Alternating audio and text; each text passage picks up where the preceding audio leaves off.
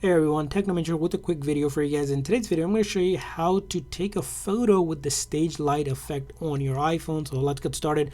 Now, in order to be able to use this feature, you do need an iPhone 13 or newer on the latest iOS version. If you have an older iPhone, this feature will not be available. So let's dive right into it. So the very first thing you want to do is find the camera app on your iPhone and go ahead and open up the camera app. From there on, by default, you can see you can take a regular photo, but if you want that stage light effect, you need to go to portrait mode, and from there on you're going to use your finger and then turn this dial almost counterclockwise until you get to this stage light effect mode. From there on, as you can see here, this is the stage light effect, which you can use to take photos, and like you would do with a normal photo shot, focus on your subject and then click on it, and now we have taken basically a photo with that stage light effect.